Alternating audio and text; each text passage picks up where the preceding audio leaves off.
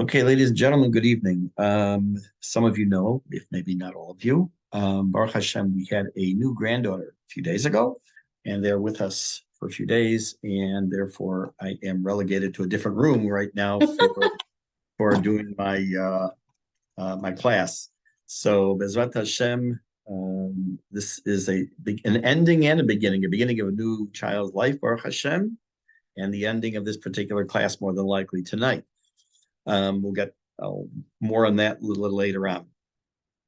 First, we want to dedicate tonight's shiur refuah shlema to a man who's fighting for his life right now in surgery, who was injured in Huara by I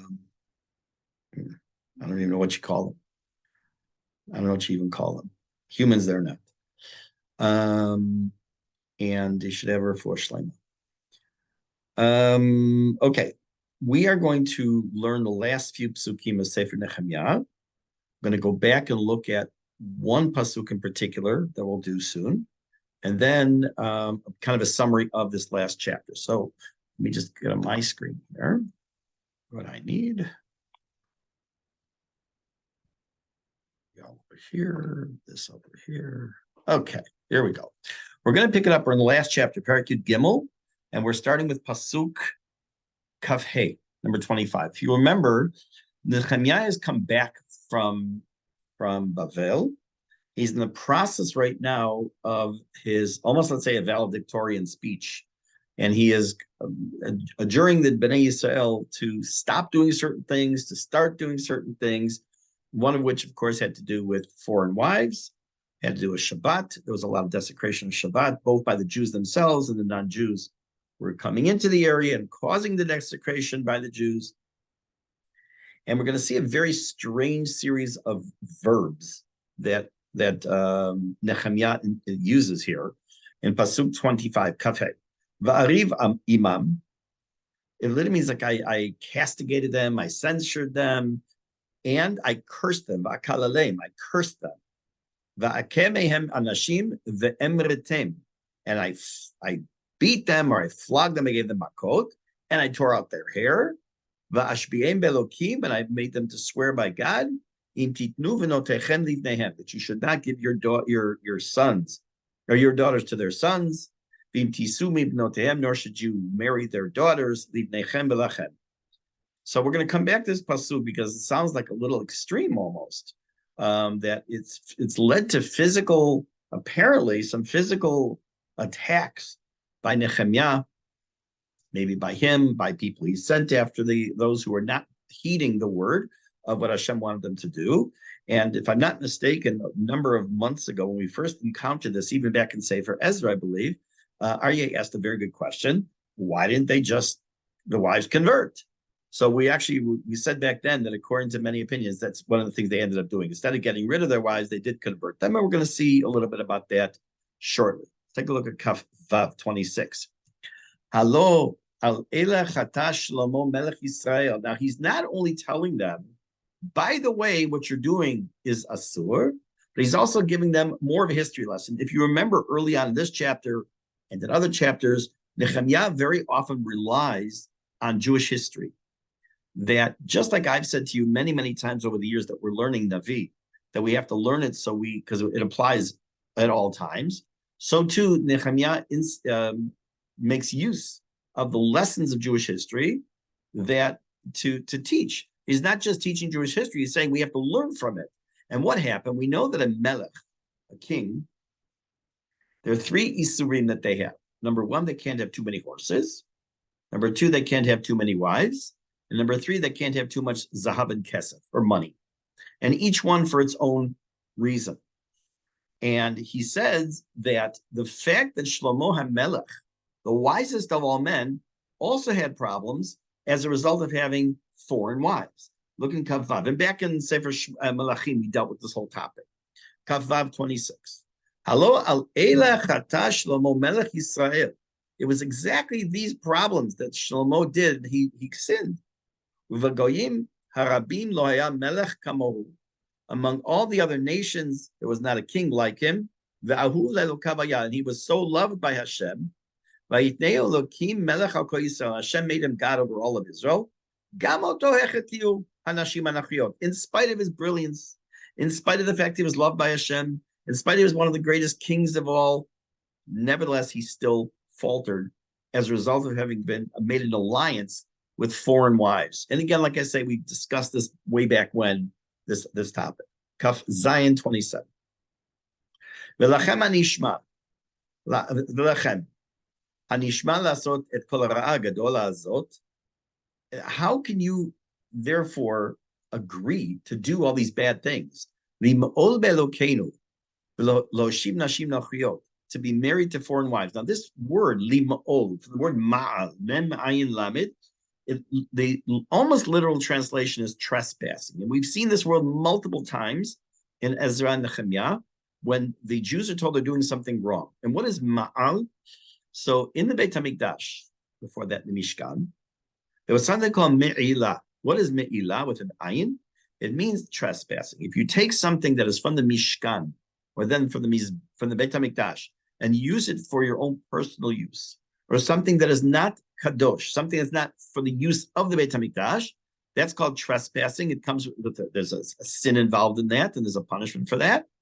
And he's saying that by intermarrying, by marrying foreign wives, it's not just they're going to be a bad influence on you, but it's also breaking with Hashem, because it's a trespass against Hashem. Now, interestingly enough, we know that if you look at the Aseret HaDibrot, that it's 5 and 5. And the Orach Chaim and others make a connection between the lines that go across from each other. And on the second line where it says, on the right-hand side, Lo yeh lecha Elohim acherim al panai, you cannot have any foreign gods. The one across from it is, you cannot commit adultery. Lo tin'af. Because just like having a foreign god, accepting the foreign god, is ki'ilu, adultery against Hashem, so too when a man has, or both a woman and man, when they have cheated on their spouse and they've committed adultery, they're also a form of trespass and a form of rejection of the spouse. What they're doing, he's saying, is that's a form of me'ilah against Hashem by having nashim nochiot, or foreign wives. So he says, if you know, you've already been told by, he doesn't say it here clearly, but you've already been told by Ezra, you've already been told by me, you already know that Shlomo HaMelech himself, the wisest of all men, fell into such a trap, and you know it didn't end well. Eventually it leads to the split of the kingdom. So how can you accept to do that now? Kafchet 28.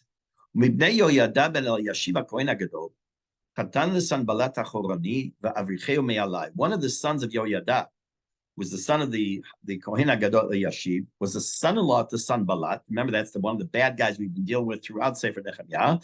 And what did he do? I drove him away from here.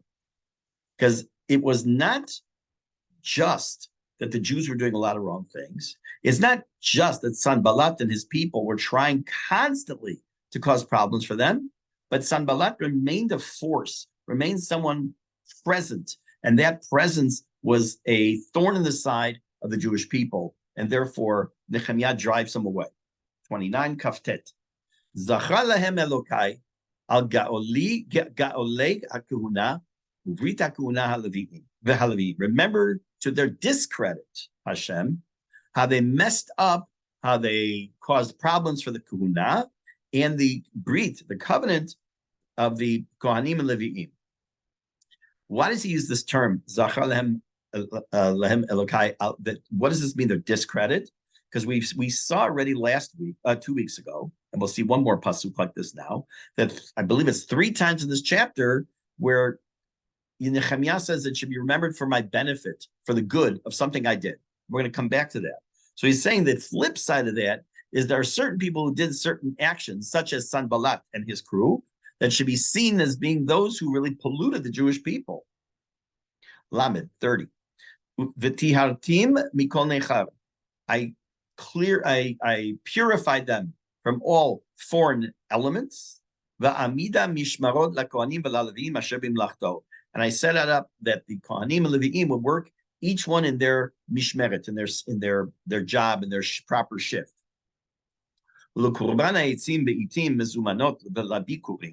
And then as far as the wood that was to be brought, now you remember earlier in this chapter, the couple of chapters ago, I think it was, where they were talking about the things that he instituted that were above and beyond the normal actions that were necessary to take.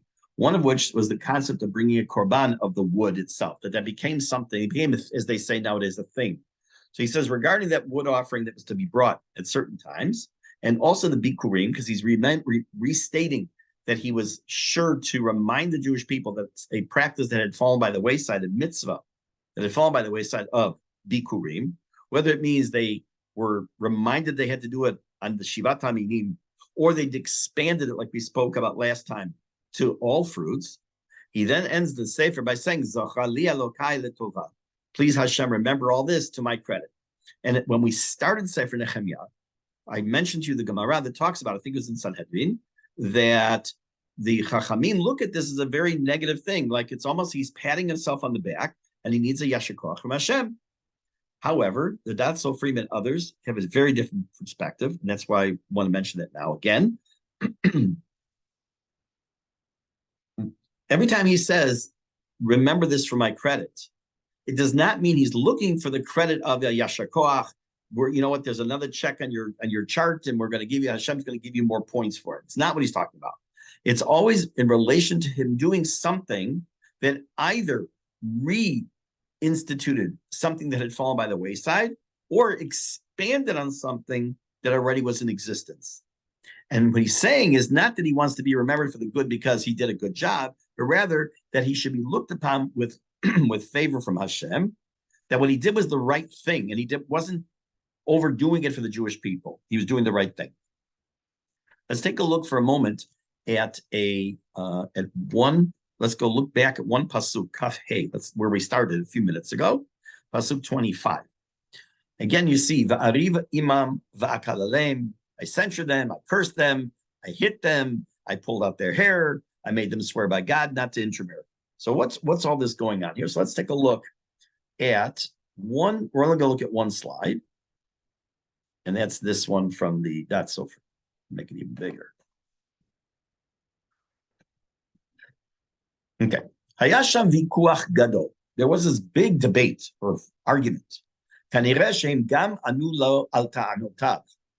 In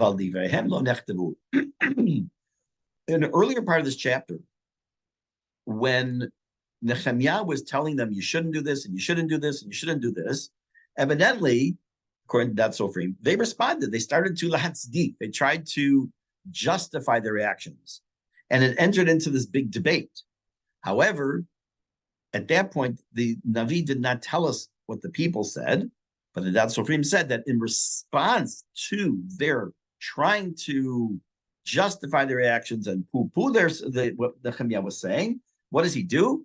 He then engages them. What does this mean? He cursed them. It's not like he's cursing them like, that you do out of anger and scream just out of anger and start cursing. He put them in cherem. What does it mean, put them in cherem? So some people have actually been asked this question over the last many years. Is there such a thing still today as putting someone in cherem? So there's something that's similar, which is called a siruv, misarev ladin. Let's say, for example, a good example would be you have a guy who refuses to give his wife a get, and who's just another word for a terrorist. And he is told by the Beit Din he has to give a get. He's invited to the Beit Din to give the get. He doesn't come once, he doesn't come twice, he doesn't come a third time. The Beit Din can issue what's called a siruv, which means that he is now in a form of cherem. He doesn't count to a minyan. He's not allowed to get an aliyah. He's as if he doesn't exist. Now, back then, this was even a more powerful tool. For those of you who've been to the Southern Wall excavations, you'll know by the old city, you'll know that there are three arched gates that are all sealed. One of them was the gate in which people who were sitting in cherem had to sit by that gate, one of those gates. I forgot which one it was. I know one of them was Shar Chuda, but I don't remember the other names. And so it was a very powerful tool. So he put them in cherem. It doesn't mean just curse them, stop. put him in cherem al pidin. Shebidei hachacham lahatil ha'ovrim al hadat. He had the power as the chacham to put people in cherem who were going against religion. It's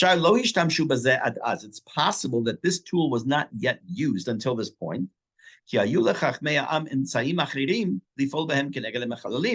there were other avenues they had, other methods they could have used to deal with people who were not following the halacha.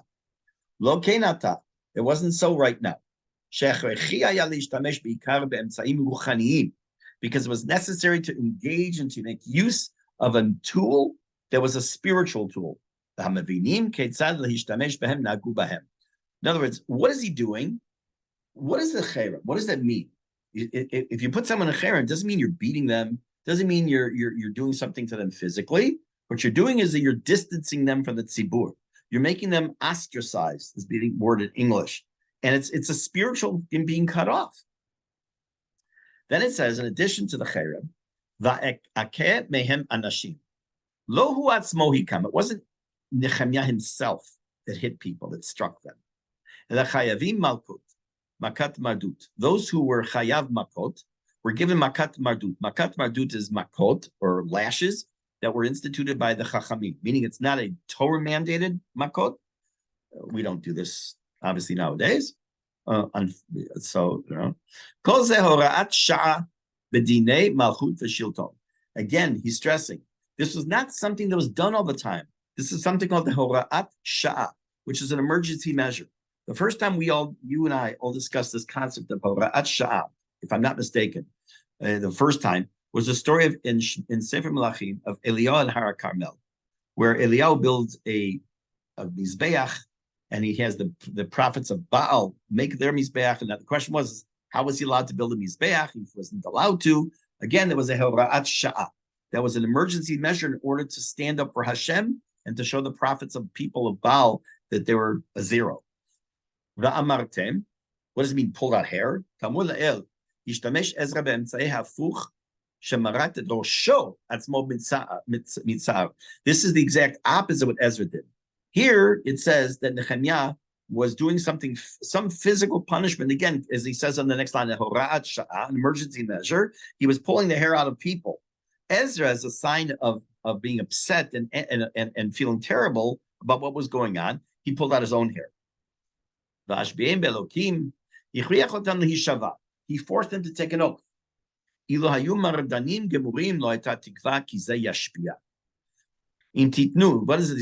was the oath? It doesn't say he required them to throw out their wives. This was about future. They wouldn't intermarry.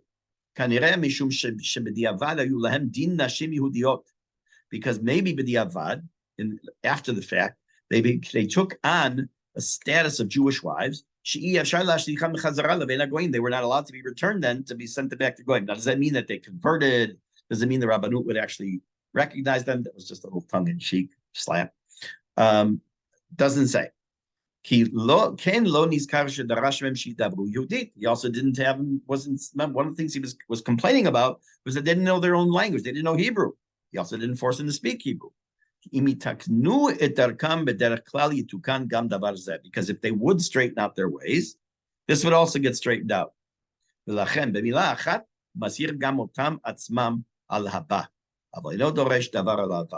talk about the past. He's now talking about the future. Okay. A minute. Let's take this here and go back here. What I want to do is just spend a couple minutes reviewing this particular last chapter, and we'll see what we're going to do next.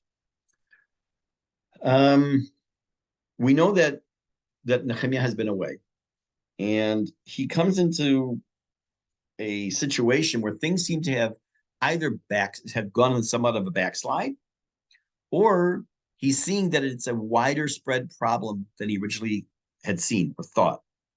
He sees intermarriage. He sees problems with Shabbat not being properly kept. But there are interesting, a few little points, just two or three I want to make note of here that I have in my notes.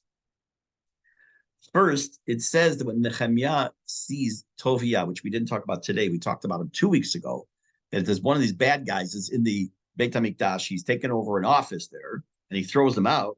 It says Ve'avina, and I mentioned briefly when we talked about that pasuk, that Ve'avina means that I understood. This root, L'havin, to understand, and it means more than just to understand, but it's a deeper level, appears in many places in Ezra Nehemiah, and has a point, a purpose, and a point of being here so many times. We have to put this sefer into context of history. This is the early part of, remember, the Second Commonwealth, the Second Beit HaMikdash, which is going to be in existence for a couple hundred more years, more than that. And we're leaving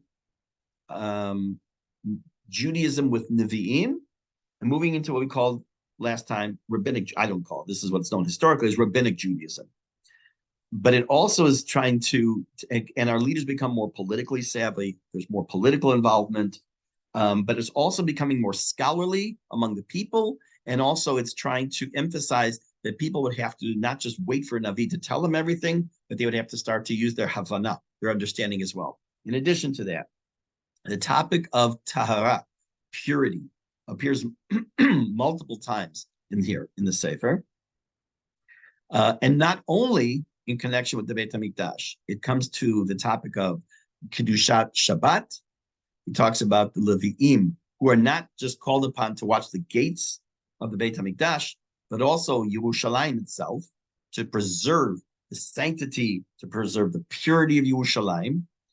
And it also is giving us a little bit more of a perspective, a little broader jobs, as it were, that the Levi'im and the Kohanim had for at this time period. It's also interesting that when Nehemiah mentions Shlomo HaMelech, and earlier in the chapter, which we talked about 2 weeks ago, he mentions what the forefathers did multiple times. He makes mention of they did this wrong and they did this wrong, and now you're following in their ways.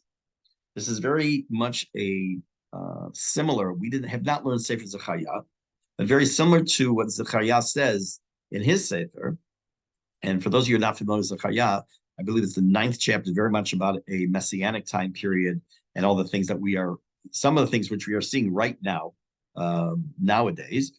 But again, it's not just, sometimes people say, oh, it's just you're bringing up the past, but there's a reason.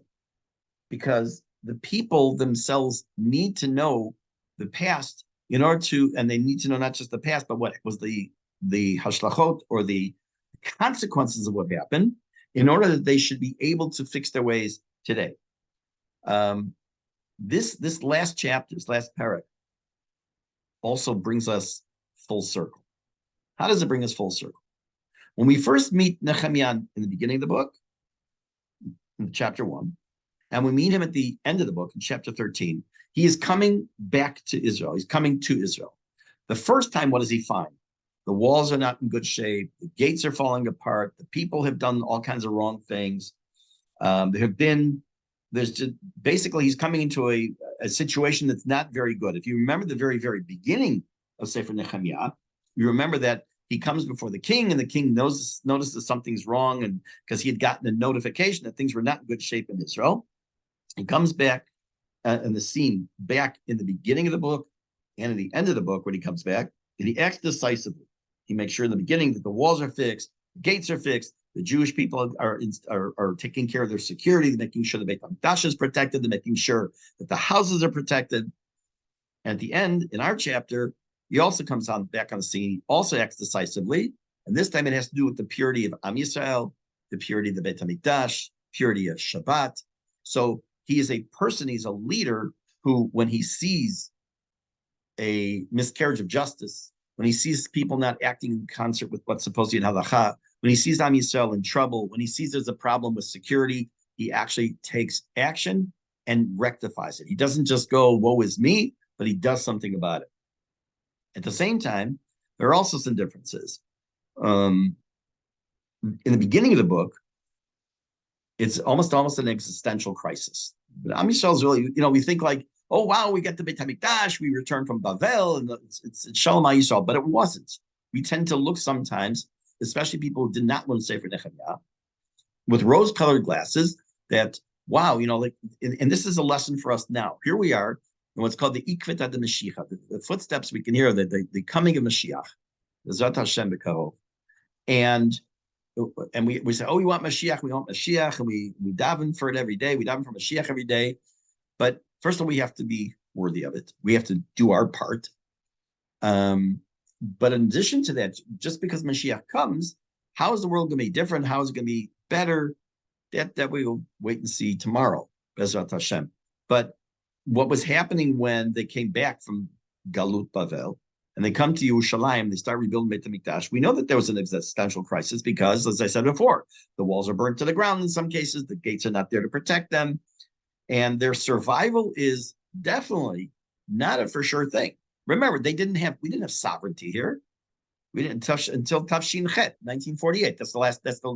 From before Tafshin Chet, we didn't have sovereignty in this country. By the end of the Sefer, this is where we come full circle the other direction, that the walls are complete, the safety of the people is secured, and that's why Nehemiah is able to go into these other topics about Trumot and Masrot and Bikurim and everything else. Okay, what I want to take a look at for a moment, we'll put this aside here. Let me first open this up on my computer before I share it. Share screen. Here. I'm not going to read every single thing here, but I want to go through a little bit of review of what we have done and the Jewish history we have traveled through, the Torah we have learned, the Navi that we've learned, the Tuvim actually also that we have learned, and see some of these highlights and put it in perspective. We're talking about approximately a time period of about 600 years. It's not exact. It's about a little less than 600 years. When we started I think about 12 years ago, and I also want to publicly once again thank Danny Gewirtz. I don't know if you're on, Danny, but thank Danny Gewirtz for his original idea of starting this class in the first place, that we should do Navi. And here we are 12 years later. And I want to talk about what we have been able, thank God, to accomplish and to learn together. Some of you from the very beginning and some of you joined in the middle, but whenever you came in, it's been a wonderful ride. In the beginning, we went through Sefer Shmuel, Sefer Melachim, Sefer Ezra / Nehemiah. I'm going to go through just some of this. That Shaul became king. We know that he and David did not, let's just say, get along, because after a while, Shaul messes up, and Hashem says he is going to transfer the kingdom or kingship to someone better, which of course is David, which causes a lot of friction between Shaul and David. Shaul chases him. We know that one of the places he goes to is Ein Gedi. So for those of you who've been to Ein Gedi, you know that it's actually a very historical place for multiple reasons. David is first king only over Hebron. Eventually, he becomes king over all of Israel. He dies. Again, these are just little highlights. Shlomo HaMelech, David HaMelech ends Sefer Shmuel by purchasing the land on Har HaBayit. It was called the Goren, the threshing floor from Aravna on the Temple Mount, which would be the future site of the Beit HaMikdash. And then his son Shlomo becomes king. David dies. And the building of the Beit HaMikdash, the first Beit HaMikdash starts. The column in the right-hand column of numbers is the Hebrew year. We are now in 5783. And let's say, for example, the building of the Beit HaMikdash started in the year 2928. And the Beit HaMikdash is finished in 2935. Shlomo passes away. And we know that even before Shlomo died, he was already informed that after his death, this kingdom was going to split. And we talked in Sefer Melachim many, many, many times about the differences between the northern kingdom, which was called Malchut Yisrael, and the lower level around the area of Yerushalayim, the greater Jerusalem area, which is called Malchut Yehuda, Malchut Yisrael, Malchut Yehuda, and the constant friction between them, and the political problems, and the assassinations, and the problems with, you'd say, oh, we had a Beit HaMikdash, and things should be all hunky-dory, should be great. And again, they weren't. Ad Kedei Kach, that as you remember, Yeravim ben Nevat Achoteu Machati, who sinned and he caused people to sin, did multiple things in order to prevent the Jews from going from the northern kingdom to the kingdom of where the Beit HaMikdash was. Among those other events, we know, of course, among the positive things that happened, we know, of course, about Eliyahu Navi. We know about that during this time period. We did not learn Sefer Yeshayahu at the same time, but it's Yeshayahu, if you look in right over here, right here in the middle of Sefer Melachim, Yeshayahu is giving prophecy. So what you can do at some point when you have the chance is you take a look at Sefer Yeshayahu, if you have a chance to learn it. For those of you who do or will be doing Project 929, where you learn a parak a day, a few days a week of Tanakh, we just started Sefer Melachim, so we're not that far away from Sefer Yeshayahu. And the Yeshayahu gives prophecy during this time period, as do others. And we have the stages of Galut towards the end of Sefer Melachim that we talked about. I wanted to, and I tried, and I hope I did, to disabuse everybody of this idea that the bad guys came, they destroyed Beit HaMikdash and sent everyone into Galut. That's not what happened. It happened in stages. They did a couple of tribes up north, and then they did the rest of the northern kingdom, then they did the kingdom of the area of Yerushalayim. It was in stages, and the murder of Gedaliah ben Achikam was the last straw of the first Commonwealth. Sancheriv, who came in, this is over here now, over here, is going to this next level when eventually it's going to bring about the destruction of the Beit HaMikdash. Then we go to over here, 33-38, the Common Era. Sorry, of the Jewish year. The Beit HaMikdash, the walls of Yerushalayim are penetrated. That is Shivasar B'Tammuz, 17th of Tammuz, when the walls are breached. They stopped bringing korbanot to the Beit HaMikdash, and then we know that on the 9th of Av, even though that's not the date given in the Gemara, and we discussed that back in Sefer Bachim, the first Beit HaMikdash is destroyed, and that ended what is known in English and in Jewish history and in archaeology is the end of the first Commonwealth. Not all the Jews went to Galut. The vast majority did, and even afterwards, we know that some were brought back to the land of Israel. But as I said before, the last nail in the coffin, as it were, for that first Commonwealth was the murder of Gedaliah ben Achikam. We did not learn Sefer Daniel, which is a prelude to Shivat Zion, but we did do the book of Ezra and Nehemia.